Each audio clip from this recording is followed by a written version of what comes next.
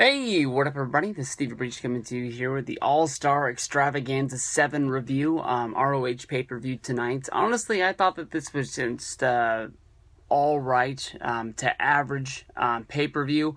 I will admit that I think a little bit of this falls on me as not being the biggest ROH fan. I honestly haven't seen ROH since I believe last year WrestleMania weekend when we went to the show.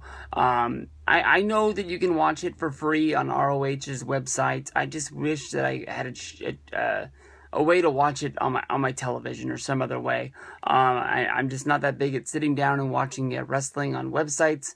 If there was a way to stream it on my Apple TV, I'm sure I would love watching ROH week in and week out. But I do listen to the Brian and Vinny reviews. They normally review ROH on Sunday nights shows. But even with that, I was lost throughout the show. Show opened with Jay Lethal opening up the show, wrestling for the World Television title against Bobby Fish. Jay Lethal got the win in that. That was a pretty good match. That was really, really fun. From there, we had Silas Young wrestling Dalton Castle.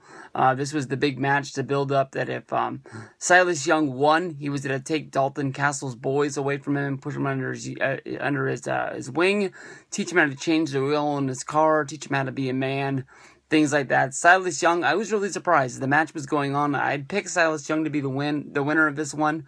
But as the match was going on, I really thought that Dalton Castle was going to pull out the win, and we were going to have to see Silas Young become one of the boys. But Silas won the match. And now the boys are his, and we see where we go from here.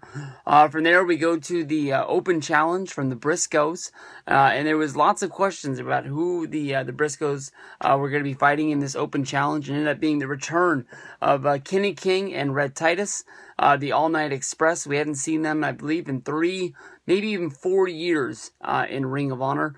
They brought up all the things that basically split up Kenny King leaving Ring of Honor and heading over and wrestling for TNA, saying that he was leaving, going to wrestle for greener pastures. I guess they put all that behind him. And Red Titus, when they came out to make their entrance, he even delivered a big boot to the Romantic Touch, sort of killing off that gimmick. This is going to be really big for Kenny King and for Red Titus. All Night Express comes back. They get a big win over the Briscoes. Then they sort of come together in the ring, showing of respect between each other. They were honestly probably their biggest rivals the times before the All Night Express left and Kenny King went to TNA. So they exchanged some words, they gave some high fives, and we'll go on from there. Next match was a really fun one. This was a no DQ match involving a ladder and chairs and all sorts of other shenanigans where Moose beat Cedric Alexander in a fun match. From there we go to what I thought was going to be a very fun, very, very good match. But honestly, this was a snooze fest to me. I did not get into this match at all. ACH defeating Matt Sydal. I don't know. I mean, I don't even know why they're fighting in a best of 5 series, to be honest with you. But I honestly thought that they went out there, they gave it their all. It just didn't work for me. ACH got the win. He's up 2-1 over Matt Sydal. And now Matt Sydal has to go out and he has his back against the wall. He has to get the win in the next one. Fun match coming up in the next one is a triple threat for the ROH Tag Team Championships.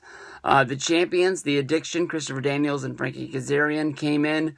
They went up against the Young Bucks and the Kingdom. Very, very fun stuff. Lots of, things where, the Young Bucks were giving the suck it to everybody, and everything like that. But, out of the back came one of the dudes in the red face thing, and you would think that he's with the Kingdom. They have a new Kingdom member, but he delivered a super kick, which actually helped the Young Bucks. I don't know who would be there to help the Young Bucks out, if it's going to be a new member of like New Japan coming into Ring of Honor or something like that. But these guys honestly have been really confusing the whole time that they've ever been.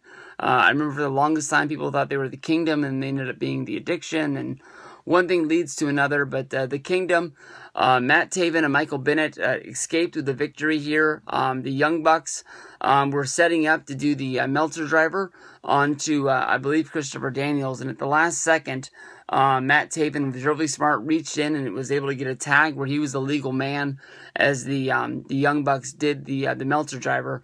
And right after they landed it, Matt Taven sneaked in. I believe he rolled up Matt Jackson and got the 1-2-3 as a surprise victory. The referee was smart enough to see that they made the tag, and he got the win, and now they are the new ROH Tag Champions. Very fun, 4-corner survival match for the #1 contendership for the ROH Championship. 4 guys going in there: AJ Styles, Roderick Strong, Adam Cole, and Michael Elgin. These guys went out there and delivered us one hell of a match, and even they knew it. I mean, they really rocked it out. AJ was able to get the Styles Clash on Adam Cole to get the 1-2-3. All 4 guys came to each other and gave each other respect. They gave each other, high fives, and they all shook hands. AJ becomes the #1 contender for the ROH World Championship. Honestly, I can't think of AJ Styles getting a World Championship shot inside of Ring of Honor. They've always sort of kept him away from it because he was the IWGP champion for New Japan. But we'll see what goes down. That leads us to the next match, which was the main event. Jay Lethal going up against Kyle O'Reilly, talking with Bobby Fish, talking with Adam Cole.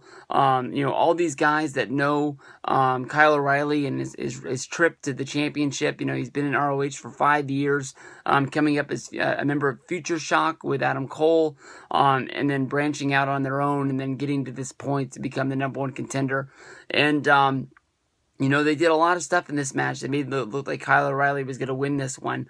At one point, the leader of the Truth got involved in this match, and he had to be taken to the back by Nigel McGuinness.